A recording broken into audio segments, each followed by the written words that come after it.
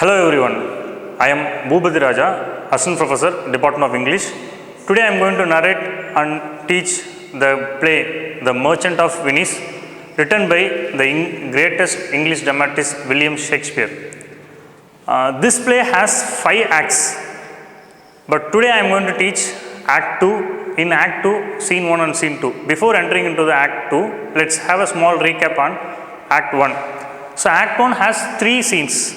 So Scene 1 takes place in Venice. The main characters of this play is Antonio, Bassanio and Shylock. Antonio is the main character, Bassanio is the friend of Antonio, Shylock is the main opposite character of this play. So Scene 1 in Venice, the opening scene, Antonio was sitting very sadly. So his friends came and asked why he was sad, but Antonio himself didn't know the answer why he was sad. So then they tried to find out the answer. Finally, Bassanio came there and asked some money to go and meet Portia in Belmont, but Antonio did not have money. So he asked him to get money from someone else in Venice. So this is where Scene 1 ends. Then Scene 2 takes place in Belmont. Here the main characters are Portia and Nerissa. Portia is a very rich heiress of Belmont. But his father already wrote a will that if anyone wants to marry Portia, that person has to choose a casket among 3 caskets that are gold, silver, lead. So inside of the one casket, there will be a portrait of Portia. So that portrait will be chosen by the correct person. That person can only marry Portia.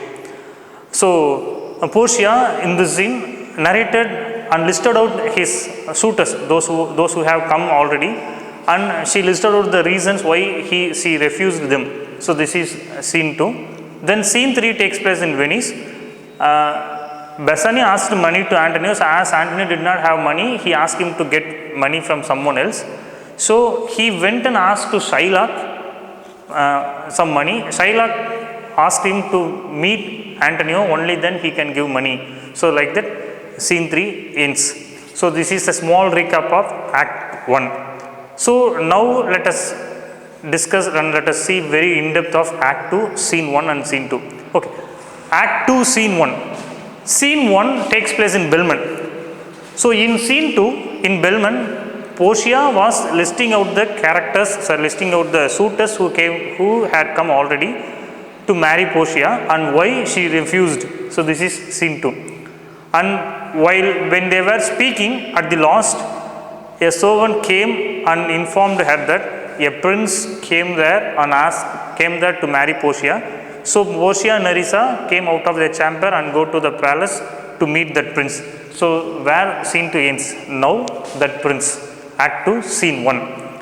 So it takes place in Belmont. The characters are Portia, Nerissa and Prince of Morocco. Prince of Morocco is another suitor who came to marry Portia. That means who came to choose the correct casket to marry Portia. So now the dialogues started between Portia and Prince of Morocco. So Prince of Morocco, basically he is black. He is in a black color, black complexion. So he himself admitted that to Portia. So like, my dear Portia, don't dislike me as I am black. This black color came not because of my birth, because of my environment. In my country, there were a hot sun, and moreover, I used to go lots of wars. In the war, I wear the very hot uniform, so that only I became this kind of black complexion. But don't reject me as I am black. This is not my color. Just bring a man from north. He will be more fair, but ask him to cut his blood and show me my blood and his blood. Definitely my blood is more redder than that man. That means I have that much love on you, that much love better than him. And he said, he himself narrated about himself. Then he said that he said like, in my country there are lots and lots of girls fall in love with me, but I never marry anyone. I come here to meet you and marry you. That's why I am here. So don't take my complexion as a disadvantage, demerits of myself. Consider my love to marry you. So like that Prince of Morocco elaborates himself. Then Portia started that, Prince of Morocco, I accept your thing, but don't worry. But I have no chance to marry you because my father already wrote a will. According to that will only I can marry you. So you have a only chance to go and choose the casket. I accept your sentiments. Prince of Morocco was very happy. Portia, really I thank you for accept my sentiments. Okay, I am ready. Where is the casket? I want to choose that casket. Where is the casket? I want to check my lottery whether I have a chance or not to marry you. Suddenly when he was speaking, he shows his sword, a very big sword, and he shows to her, and he shows on that sword that, Portia, by this sword only I have won Shah of Persia and Prince of Persia. Do you know who is Prince of Persia? Prince of Persia killed Sultan Suleiman thrice in battlefield. That much of a powerful man. But I killed that powerful man also by this sword only. I swear in this word, I will win. I will definitely win you and marry you. When he was speaking this much brave and courageous, suddenly he becomes very sad. Oh, but I have one doubt. What? In the previous history, there was a man in Hercules. He was a very strong man. But unfortunately, when he was playing dice with his servant, page boy, Lichas, when they were playing dice, Lichas defeated Hercules. So I am feeling worried. I am worried. Maybe Lichas won Hercules.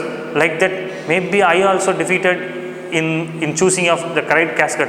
So I am worrying. So Portia, let's check my lottery. Where is the casket? I want to choose that casket.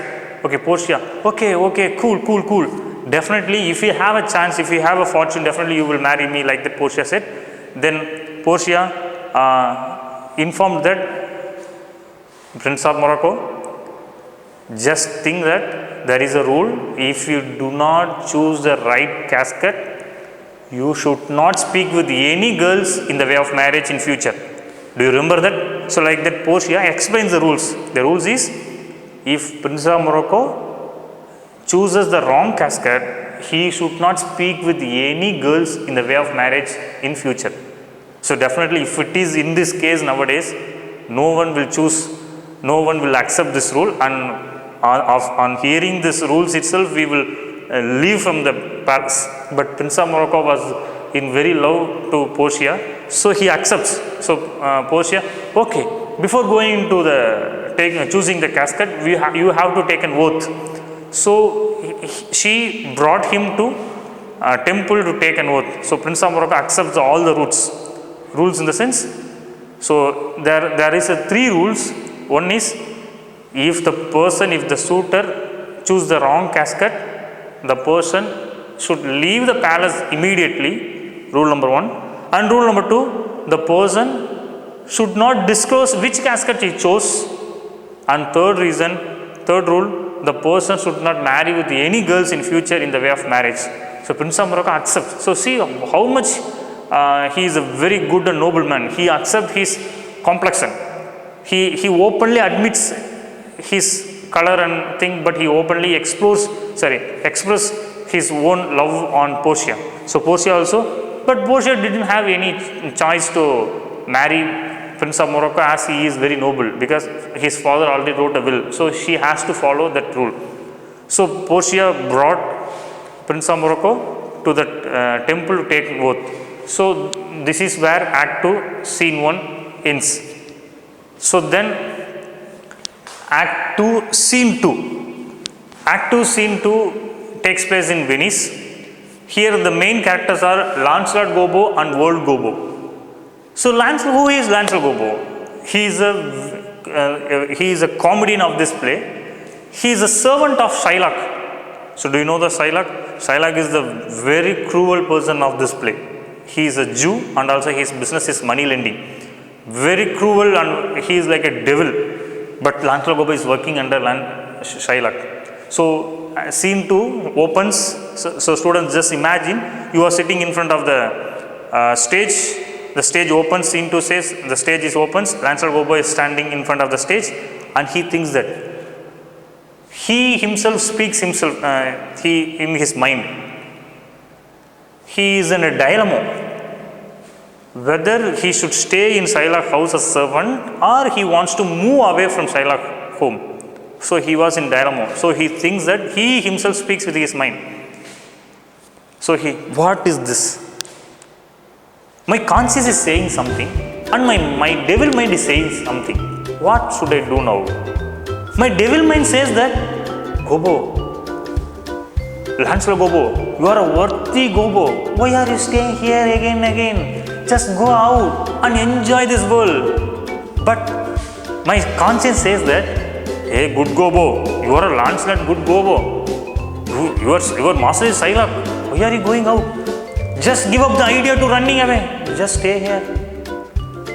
But my devil mind again says, hey, heaven beats you, man. Heaven beats you. Why are you suffering here in the devil place?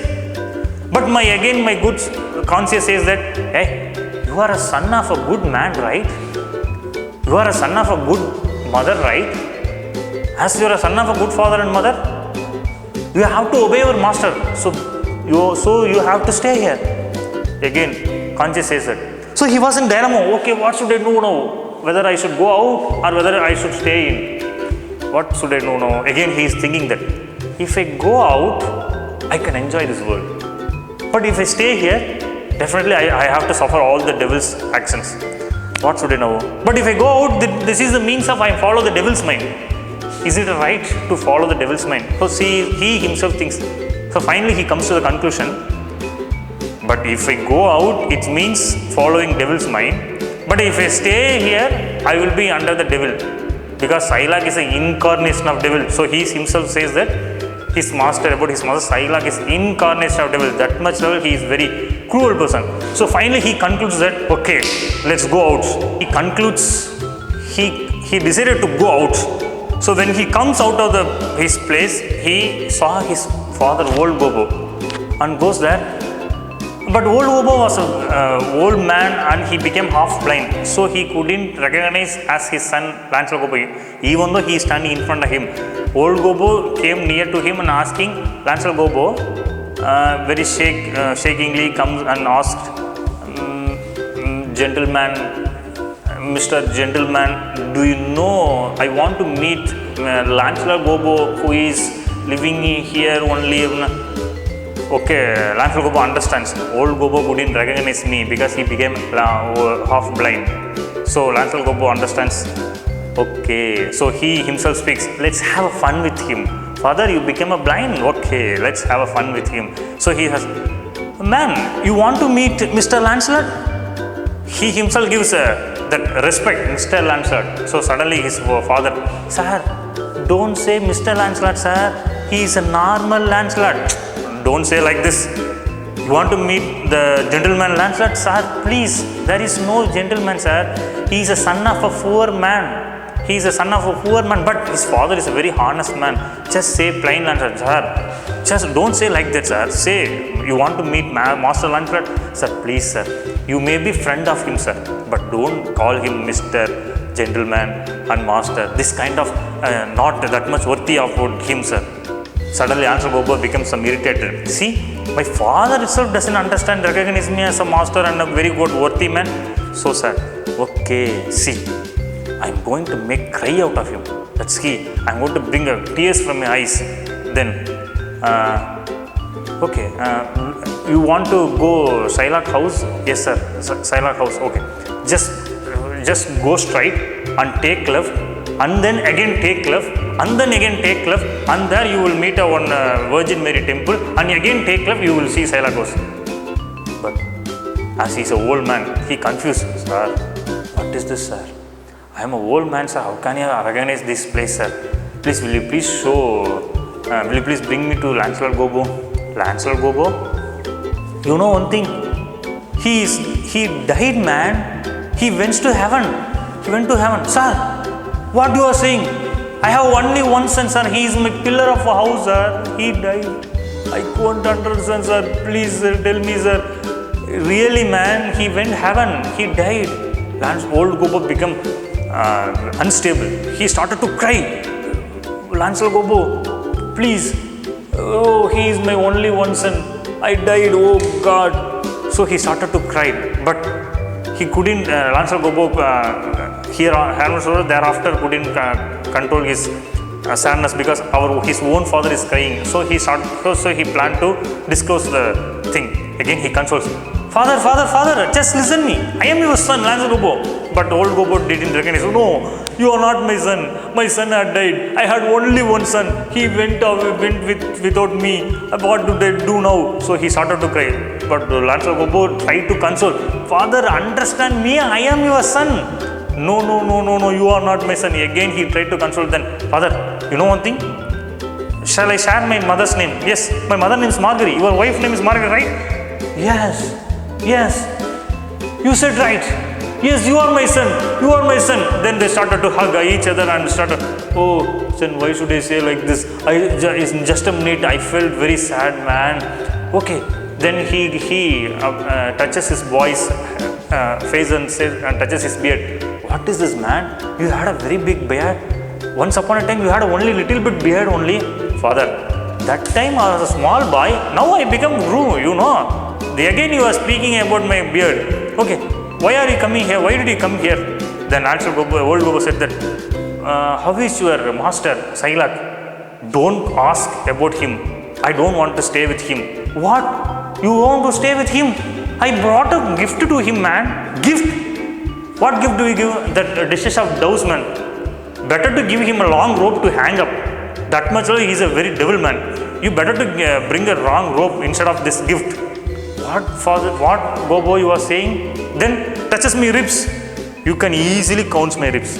See, that much love I am suffering without food. As a father, I want one duty from you. What? Take me to join with Bassanio. He is a very good person in Venice. He gives good liveries, good food to all the servants. So let's take me to join with him. But you bring a gift to him. Better to give him a long rope to hang up. That much cruel, man. Hey, father, look at that. Bassanio is coming. So while they were speaking, Bassanio also coming with his servant Leonardo. Lancel Gobo plans to join with Bassanio because in Venice, Bassanio is a good person in way of treating their servants. He gives good food, good clothes. But Sailak is not at all a good man. See, Lancel Gobo itself says, just touch my ribs. Easily you can count the ribs. That much level he is starving and suffering in Sailak house. So suddenly, Lancel Gobo asks his father, just go and meet Bassanio and ask me to join me. So Bassanio, old Gobo and Lancel Gobo go there and meet Bassanio. Old Gobo starts, my dear gentleman, he is my son. Yes, what do you want? Bassanio asks, he is my son. He wants to join with you. He is a poor man. Sir, I am a servant of rich man, sir. When old Gobo speaks, Lancel Gobo interrupts. Sir, I am a servant of a rich man. Sir, he wants to join with you. Yes, sir, I want to work with under you, sir. Again, old Gobo says, sir, he is a very good man, sir. Yes, sir, I am a very honest man also, sir. But, sir, he wants to join as a servant with you, sir. Yes, sir, I am so happy to work under you, sir. But Lancel Gobo, Bassanio confuses. Hey, just wait. Anyone speak, man. If you speaks like this, how can I understand you? Sir, finally, sir, my father will tell, sir. Okay, sir, he wants to join as a servant, sir. Please take me, sir. Okay, but I heard about you working under Sailak. But how can I take you as a servant? Just go and get a letter from Sailak. Only then I can take you. But I accept you. But one thing, Sailak is a very rich man, but I am a poor man. Are you okay with working under me? Sir, being rich is not at all matter, sir. Lancel Gobo boosts Bassanio to get a job. Sir, Sailak has money, sir, but you have a very good blessing, sir. What the man needs from the God? Blessing only, sir. I will get blessings while working under you, sir. Please take me, sir. Bassanio thinks very happy. Okay, he is the right man. Because he blessed him. He gives some words, fanciful words. So Bassanio accepts, okay, just go on letter from Shylock. So Bassanio leaves the place and Lancel Gobbo and old Gobbo speaks. Lancel Gobbo says, Father, just see, I got a job to Bassanio. See my palm. There are lots and lots of good fortune lines. See, there is no palm like this in this Italy. I have a very good palm, very good fortune. And you know one thing? I will get 11 wives and 9 widows. See, that much level famous. See, I got a job in Bassanio's house. Let's have a fun. Okay, let's enjoy. So old Gobbo and Lance Gobbo, while speaking, they leaves the place. And Bassanio, while he was going, he meets Graziano. Bassanio is ready to go to Belmont because to choose as a suitor to meet Portia. So Graziano came and asked to permission, Bassanio, please take me to also Belmont. But Bassanio is very strict because Graziano is a blabbermouth. He will speak irrelevantly according to in situation. So Bassanio first refuses and Bassanio accepts. Okay, let's go to Belmont. We will go Belmont. So this is where scene 2 over. Okay, finally we will have a small recap. Act 2, scene 1 and 2. Act 2 takes place in Venice. Scene 1 takes place in Venice. Portia, Nerissa, Prince of Morocco are the characters. Prince of Morocco came to Belmont to choose a correct casket and marry Portia. So Prince of Morocco accepts himself as he is black, but don't reject me. Prince of Morocco says that. Portia also accepts his open-minded speech, and she couldn't do anything because his father wrote a will. So she explained about the will, and Prince of Morocco also accepted the will. The will is, if he chooses the wrong casket, he should not speak with any girls in the way of marriage in future. So this is where scene 1 ends. And scene 2 in Venice, a very comical scene of this play, Lancel Gobbo and old Gobbo. Lancel Gobbo, he was in dilemma whether he wants to stay in Shylock home or he wants to go out of Shylock home. So finally, Lancel Gobbo decides to go out of Shylock home, and while he was going, he met old Gobbo. So as old Gobbo is a half-blind man and old man, Lancel Gobbo made fun with him, old Gobbo, and finally, Lancel Gobbo asked old Gobbo to make him to join with Bassanio. Then they met Bassanio, and Bassanio accepted Lancel Gobbo as a servant, and Lancel Gobbo became very happy. So Bassanio is getting ready to go to Belmont. While he was going to Belmont, he accepts Graziano also to come with him. So this is where Act 2, Scene 1 and 2 ends. Okay, thank you.